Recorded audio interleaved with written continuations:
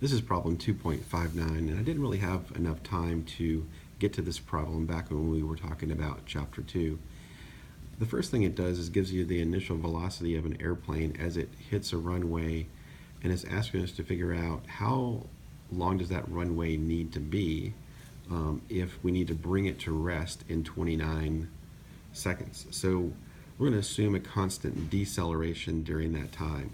So the first thing you want to do is take this kilometers per hour and get it over into MKS units, meters per second. So go ahead and do that one before we get too far in this problem.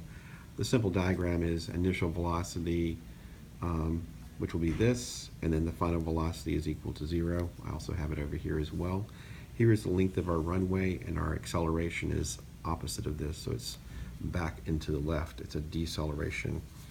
Since we're going to assume that this is a constant acceleration problem, our standard equations can be used here. Notice that I leave off the subscript x here and x here because this is really a one-dimensional problem. And what I can do is realize that I can find the length of the runway as long as I know this, which is 0, I know this, which is given, I know that's given as well, and this is given. What I don't know is the acceleration. But from the second equation, it looks like I could get the acceleration because I know this is 0, I know the value of this, and I know how long it takes me to decelerate that plane. All right, so if I solve for acceleration, I get the final velocity minus the initial velocity over time here. So when you're working these kinds of problems, make sure that you don't do like I'm doing in the video and just put like number signs here for these numbers. I want you to actually put these numbers in here when you're including them in your portfolio. So record an actual value that's right here. Then going back to our initial equation right here, it looks like we didn't really need the second one. To find the length of the runway, we take the initial position so we can put our origin right where the tires hit the runway as the airplane's coming in. So we're going to say that's the origin, here's the length of the runway. Put our initial velocity here. And that's the one that we got up here, but don't put it in kilometers per hour. Make sure you put it in meters per second. And don't leave it as a blank here. Make sure you write this down.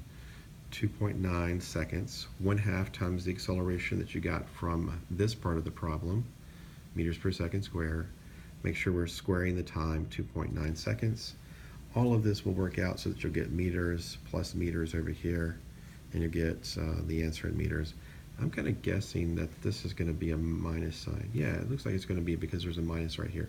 And that makes sense because we have an acceleration that's opposite of the direction of the velocity. We are decelerating in this problem.